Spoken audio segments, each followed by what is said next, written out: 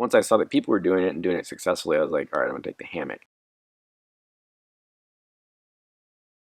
Just get off the trail a few minutes and have a great secluded space that is just amazing.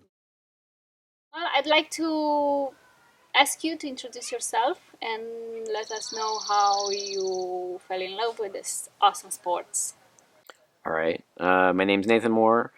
I think I kind of fell in love with it like everybody else does, just kind of growing up and getting out camping and fishing, all sorts of stuff like that. I think it kind of started to develop more once I got into rock climbing, and from rock climbing kind of developed into scrambling, alpine climbing, along with just kind of like general backpacking and hiking and all that, just being outside. Nice. Well, when did from the very beginning you started with a hammock, or how did you evolve to get to use a hammock? You know, I'm not really sure, but I'm always interested in kind of like unusual or different ways of doing things. Tents are decent, but I think hammocks are great. Uh, it took me a while to adjust to hammocks, but I think once I did, I think the thing that seals it for me is like sleep quality. Like I can get a real solid night's sleep in the hammock, which is great. Versus like sort of the usual sleeping pad, like you get a cycle of sleep, you wake up, roll over, get a cycle of sleep, wake up, roll over, and you do that for however many hours you're asleep. Whereas like in a hammock, usually I can just sleep all the way through. So that's important. I really value that. Awesome. Yeah, and then I never asked you about that, but whether you felt your hammock being lighter than the tent, but goes. So yeah, like usually when I'm looking at planning for a trip, I'll refer back to a gear list that I've taken from a similar trip in the past. So I have a baseline of gear, and then try to optimize it, or for like the trip that I'm going on, adjust it as needed. And I think actually a hammock, depending on how you do it, is probably equivalent to a tent weight wise. But like I said, you have sort of advantages as to where you can camp. You don't have to find flat ground as long as you've got trees.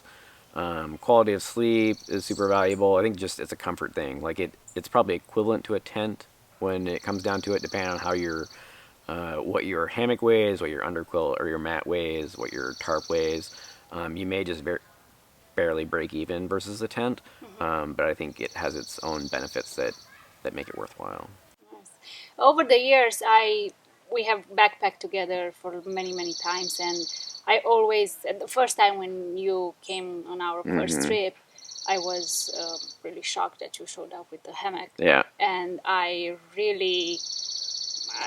was always impressed by that. But anyhow, I'd like to now start to talk a little bit more about the JMT Mm-hmm. journey we had together. So, when did you first think about using your Mm-hmm. hammock on JMT? So in preparing for the John Muir Trail, like I referred back to a gear list for similar trips, and then decided how I could maybe optimize that, especially for a trip of 200 miles. You want to spend a lot of time thinking about what you're putting in your pack because you're going to be carrying it for 200 miles. And my first thought was actually to go from a tarp. Like I wasn't really interested in carrying a tent. Like I haven't invested in an ultralight tent yet. So my first thought was actually just a tarp, super minimal, maybe like a piece of bug net, and then just a tarp. And when I was looking at that, basically I was like looking at forums, John Muir Trail forums, that stuff like that, and people had mentioned hammocks. And I've had a hammock. I'd had a hammock for years, and I hadn't really considered it for the John Muir Trail just because of the unknowns, like especially for 20 days or however many days you're going to be on the trail. You're kind of committing to a hammock, not knowing whether you're going to be able to hang it or not. But once I saw that people were doing it and doing it successfully, I was like, all right, I'm going to take the hammock. But also kind of like plan some contingencies if there were going to be a few nights where I didn't have trees to hang on, uh, knowing that I could sleep on the ground. So rather than having an underquilt, I took a mat, took a tarp so I would have a ground cloth. I had my a very minimal 6x10 sil nylon tarp so I could cover myself. So I had those contingencies built in case there were places where we didn't hang. But thankfully, I think probably part thanks to your willingness to choose campsites, like I was able to hang all 18 nights. Yep, Um, indeed. so yeah, it's totally possible to do the whole trail on John Muir Trail in a hammock. Yep, nice. in your answer, you already Hmm. pointed out some of the concerns you had, but what was your biggest concern when you decided to go with a hammock? Just the uncertainty about whether I would be able to hang every night. Okay. Even if we had an itinerary, and even if I'd researched every single planned camp, there's no guarantee that we would have made all those stops. Yeah, yeah. So I wanted to know that I could sleep on the ground at least a few nights. So part of the gear I chose was sleeping pad, like a ground cloth, a tarp that I knew that I could pitch without trees. So just maybe tweaking the gear slightly so I could deal with that contingency of having to sleep on the ground a few nights. Okay. Yeah, because we learned on the trail, we didn't know by then that there will be nicer camps than what we planned for. Hmm. Yeah. And we make sure for those. Or the pacing And the changes, or the pace is weather changing, the weather changes, or changes, who or knows. Kevin comes along and he says, you Go have to check it go out. all the way Yeah. to Evolution Lake. Yeah. So did you prepare any differently than um, for a normal trip, for a shorter trip? I think the main difference for a trip of this length is the food. If you can do 3 or 4 days, it's not really that like that. You're carrying the same amount of gear for a longer trip. It's mainly the food rationing. I'd never had to lay out 20 days of food and then ship that to myself 2 months in the future. Um, so I think that was the main difference from other trips that I've done is just the pre-planning for food and shipping it ahead of time. Yeah, that's what we found as one of the Yeah. differences in a short trip and this long trip. Especially, it was our first long trip. Hmm. This was our first long trip. Yeah. What was your first surprise on the trail by having a hammock? Uh, just that it was actually possible. Like normally, like in the Pacific Northwest, if you're at 11,000 feet, you'd be on a glacier. Yeah, But on the John Muir Trail, you could be at an alpine lake with trees. I don't remember the name of the lake, but I know there was a lake at 11,000 feet where I hung my hammock, which is pretty different from anything you would find in Washington State. yeah, yeah, yeah. Wasn't that what was the name of I that was one? trying to remember it, but I don't remember. It was a nice one. We had a nice view. It was You one of the last remember? couple of passes. Yeah, it was just before um, Golden Golden Staircase. That was a nice camp, by the Yeah. way, with a nice view. I did my laundry then that day. I wish I have a laundry like that right here in my house. Anyhow, to the next question. What was one thing you are glad you did regarding your hammock? Maybe something that you took along that you don't take? Yeah, I think the gear I took, the tarp, what I had originally intended as like a ground cloth, an emergency ground cloth, which is sort of an emergency blanket, was actually useful as a layer of insulation inside the hammock because I went with. If I would do it again, I would know that I could hang every night, and I would take an underquilt, which would give you a nice under insulation. But planning for the possibility that I would have to lay on the ground, I took a sleeping pad, like a normal sleeping pad. And in a hammock, the sleeping pad only covers basically your back, and you end up with sort of just like cold elbows, which doesn't sound like a big deal, but when you're trying to sleep, cold elbows can be a pretty big deal. Yeah, yeah. So for the colder nights, I actually took that ground cloth and put it inside my hammock, and then put my sleeping pad on top of that, and that gave me enough insulation to kind of keep my arms warm. So that worked out in a way that I hadn't intended. So that was useful. So now that you brought up the quilt, Hmm. do you think the quilt on its own would have been heavier than your two items you use, the sleeping pad and your undercover? I'd have to do the calculation. I can Okay. get those numbers and tell you. It's probably about the same. It's maybe not as flexible, Okay. but I would say overall it would be better. The quilt will give you better insulation and it'll also breathe better. One of the downsides of the tarp and the mat is that there's going to be a little bit of condensation. Like it wasn't it was fairly dry along the trail, so dampness was not a problem. But in general, a quilt is going to breathe way better than a tarp and even just a sleeping pad. You're going to get some sort of moisture. Yeah. Yeah. Did you feel you had to compromise anything because of a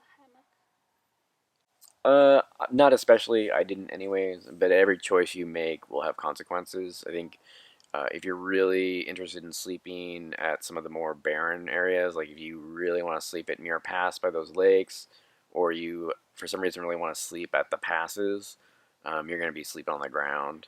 But I think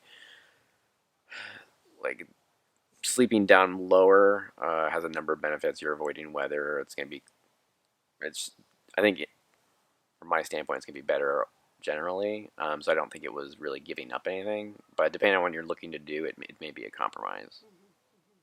Speaking of which, did you have your favorite camp? And do you remember which one was that? Yeah, I was trying And to. I why need to was it? review all the camps. I think they were all.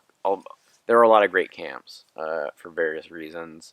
Evolution Lake was pretty spectacular. We had just being out on the rocks in the lake and having the moon that night was fantastic. That last night, we stopped short of Guitar Lake. Yeah, That's a fantastic site. that was. Um, And you found that. yeah. Thanks. Thanks for such a scouter. Yeah, and I think that's part of just like you can camp anywhere you want. Sometimes it's convenient to stop and camp where there's like an established camp, but if you just take 5 minutes, walk away from the trail, there's no telling what you can find. Um, there's just great stuff. You don't have to go very far, and you can just get off the trail a few minutes and have a great secluded space that is just amazing. Yeah, I agree. It's a nice trail. What about least favorite camp? Uh, I think there weren't really any bad camps. There were kind of forgettable ones, like when we had that. It rained. We had the 1 or 2 days Yes. of rain where we were just kind of like in the trees and it was cold and rainy. And I don't think it was like a bad camp, but it was a compromise because we were trying to get away from the weather. Otherwise, like most of the camps were pretty spectacular, really. At least those that we choose. Yeah. But yeah.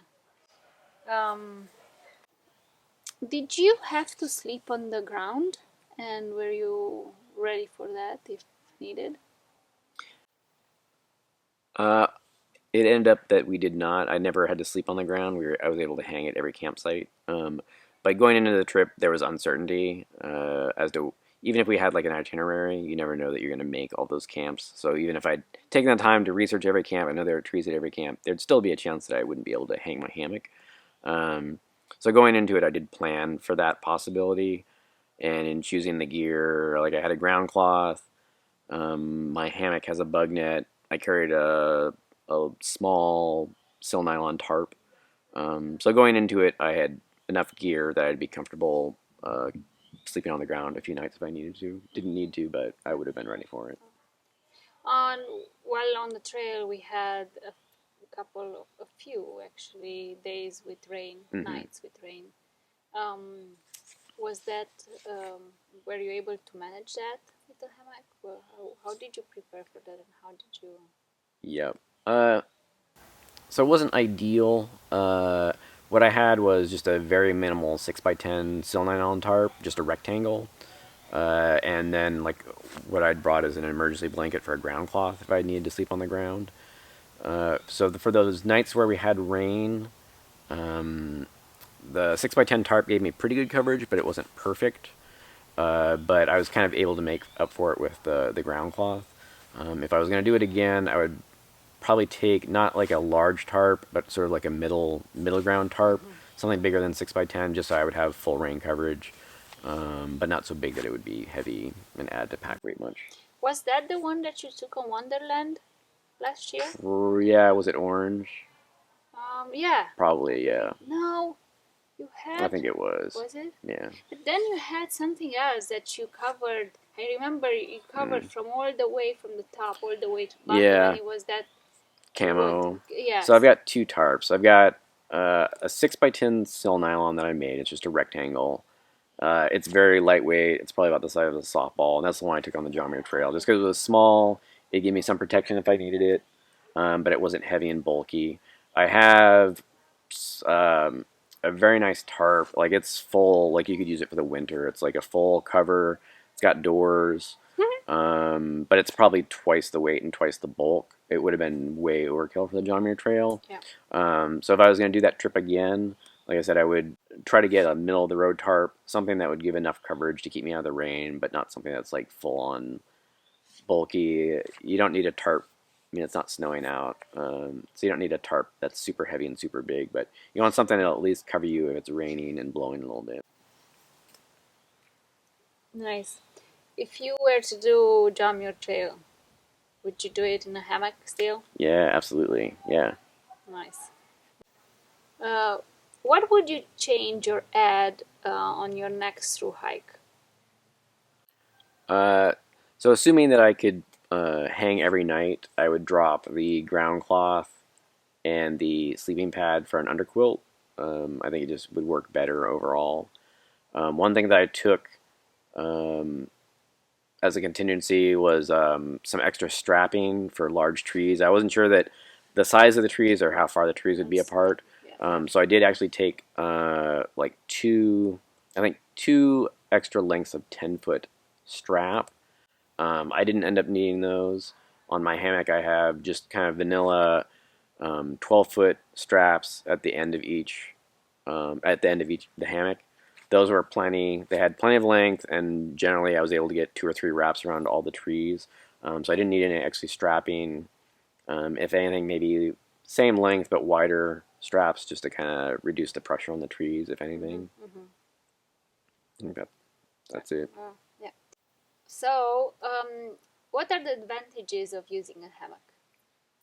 I would say quality of sleep. It took me a little while to adjust to a hammock. I'm more of a side sleeper or a tummy sleeper. So it actually took me a while to adjust to sleeping in a hammock. But once I adjusted, like it's the best quality of sleep you can get, in my opinion, over like sleeping on a pad. Like I just get a great night's sleep in a hammock. So that's important when you're putting in long days on the trail for extended periods of time. Sleep is super critical. Mm-hmm. And then I think actually just kind of freedom. Like there are established camps, and there are like you can walk around and find flat ground or flat rock, um, and there are places where there aren't trees and you can't hang a hammock. Uh, but honestly, being able to hang a hammock in trees opens up so many possibilities. And as long as you're not dead set on sleeping at like passes or some of the more barren areas, like you decide you want to camp, you don't have to shoot for somewhere where there's flat ground or flat rock.